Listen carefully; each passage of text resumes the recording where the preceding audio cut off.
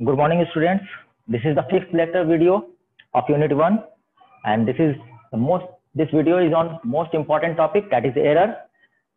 There is probability of almost 70% chance is there to come at least one question from error in competitive exam. So this is very important topic, error. तो error जो है, error सुनने से ही लगता है error है क्या है। जैसे हम लोग कोई काम करते हैं, उसमें कुछ भी गलतियां आ जाए, उसको एरर कहेंगे। जब मेजरमेंट में जाते हैं तो एरर को कहेंगे deviation from its true value, यानी कि हमने जो वैल्यू मेजर किया वो कितना डेविएट हुआ ट्रू वैल्यू से, उसको कहेंगे एरर। हम लोग चाहते हैं कि एरर कम से कम हो, इसलिए ये हम लोग टॉपिक पढ़ते हैं, ताकि एरर को जानेंगे नहीं तो एरर को कम कैसे करेंगे, इसलिए ये टॉपिक है एरर। और हम लोग का डिजायरेबल थिंग क्या है कि एरर कम से कम हो। ठीक है, तो एरर को कैसे डिफाइन करेंगे? एरर को डिफाइन करेंगे it's deviation from its true value, यानी कि आपका जो मेजर वैल्यू है वो कितना डेविएट हुआ ट्रू वैल्यू से। ठीक है, अब ये एरर का 3 क्लासिफिकेशन है। ये 3 क्लासिफिकेशन का बेसिस क्या है?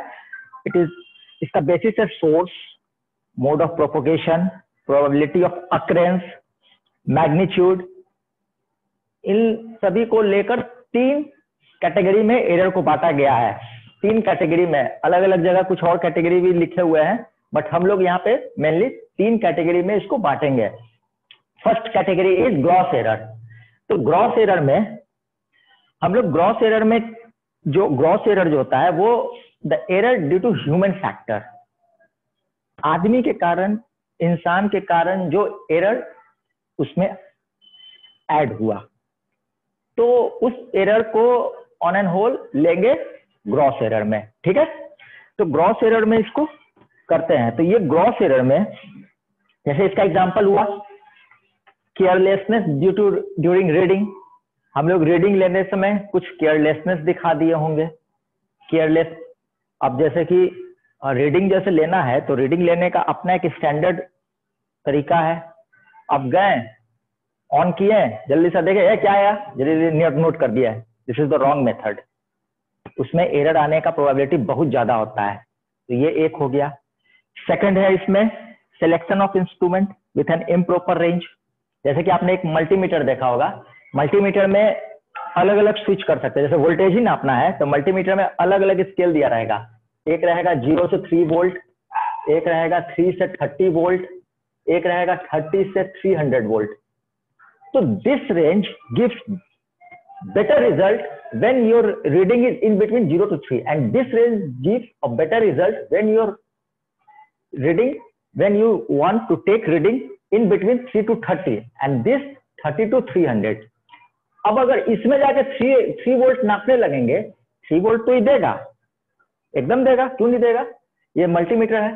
बट 3 वोल्ट इस रेंज में ज्यादा एक्यूरेट रीडिंग देता है। तो ये कहते हैं इम्प्रॉपर सिलेक्शन ऑफ रेंज। इसके कारण भी ये किसने गलत किया? ह्यूमन ने किया। तो इसको भी लेंगे ग्रॉस एरर में। तो ये ग्रॉस एरर हो गया, यानी कि ह्यूमन फैक्टर के कारण जितने एरर आ सकते हैं उसको हम लोग ग्रॉस एरर कहते हैं। अब नेक्स्ट है systematic error. Systematic error, instrument के कारण जो एरर आ सकते हैं इसको कहते हैं सिस्टमेटिक एरर। ठीक है, इंस्ट्रूमेंट रिलेटेड एरर को कहते हैं सिस्टमेटिक एरर। अब इसका भी क्लासिफिकेशन है, instrumentational error, observational error, environmental error. इसका भी अलग अलग क्लासिफिकेशन है। तो इंस्ट्रूमेंटेशनल एरर में क्या होता है कि इंस्ट्रूमेंट में जो एरर हो, यानी कि ड्यूरिंग मैन्युफैक्चरिंग सब स्टैंडर्ड मटेरियल यूज हुआ होगा, जो मटेरियल रिक्वायर्ड है वो नहीं यूज हुआ होगा। जैसे लो टेम्परेचर कोफिशिएंट, अगर लो टेम्परेचर कोफिशिएंट रिक्वायर्ड है, उसमें वो मटेरियल वहां डाला नहीं होगा। हो सकता है शंट में शंट रेसिस्टेंस का अपना एक कैटेगरी है, वैसा यूज करना चाहिए था, उसने यूज नहीं किया होगा।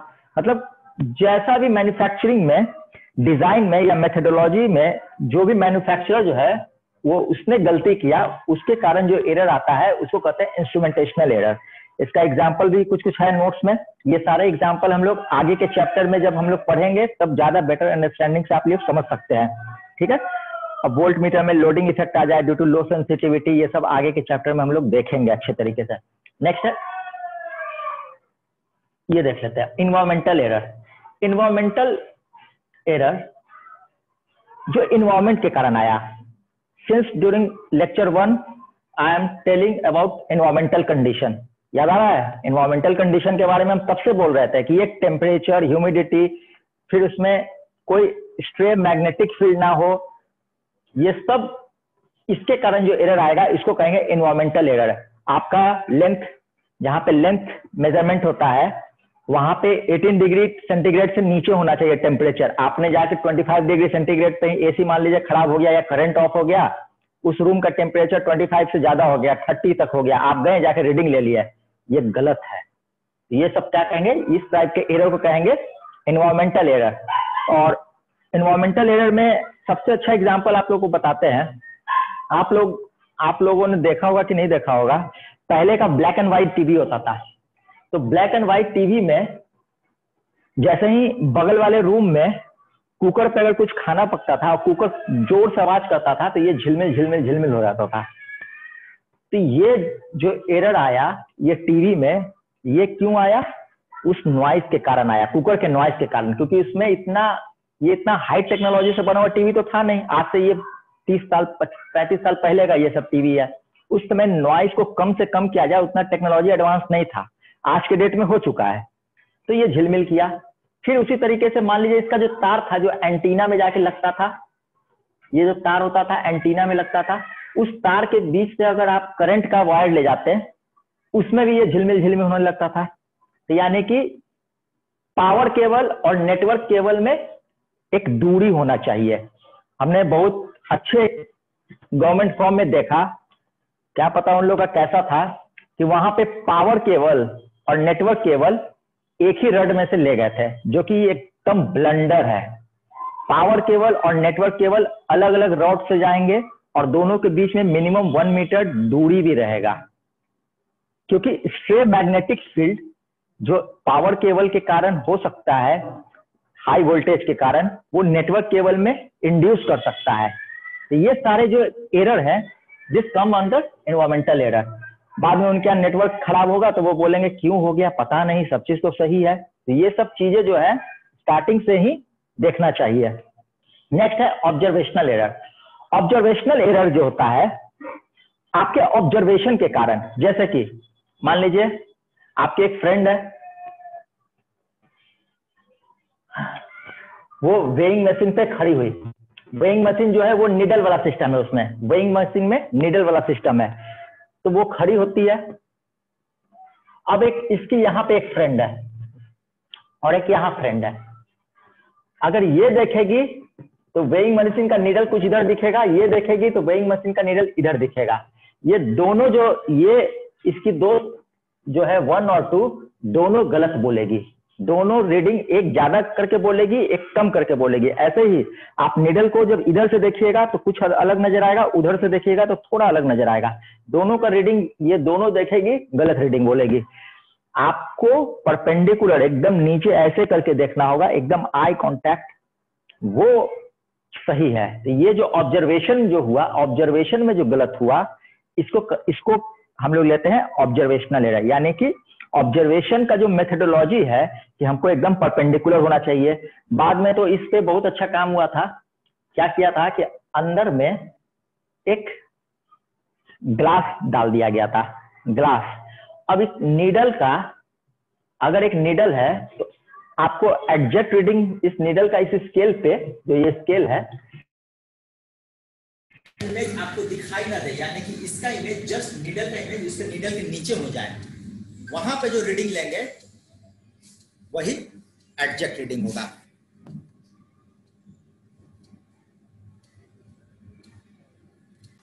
हाँ, तो यहाँ पे जो आपका शैडो इसका दिखना ही नहीं चाहिए। जब आप इधर से देखिएगा तो एक हल्का सा नीडल इस शीशा में आपको नजर आएगा, यानी कि आप जो उस समय रीडिंग लीजिएगा वो रीडिंग गलत है। इधर से भी देखिएगा तो हल्का सा शीशा में एक आपको इसका शैडो दिखाई देगा।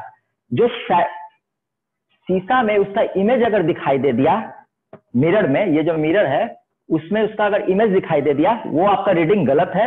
आपको एकदम वर्टिकली अपोजिट, एकदम परपेंडिकुलर इसके ऐसे करके देखना होगा, ताकि इसका जो है इस नीडल का दिखाई न दे, तब जाके आपका जो रीडिंग आएगा वो एग्जैक्ट रीडिंग आप रीड कीजिएगा।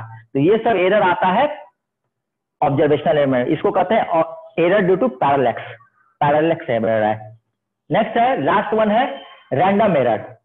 तो रैंडम एरर मतलब रैंडम कैसे ही आ सकता है, रैंडम है, इसका कोई सोर्स हमको पता नहीं है, इसका मोड ऑफ प्रोपोगेशन भी नहीं पता है, मैग्नीट्यूड कितना आएगा ये भी नहीं पता है। इन सारे एरर के लिए भी हम लोग को तैयार रहना पड़ता है, कहीं से भी कुछ भी कैसे भी आ सकता है, उसको कहते हैं रैंडम एरर।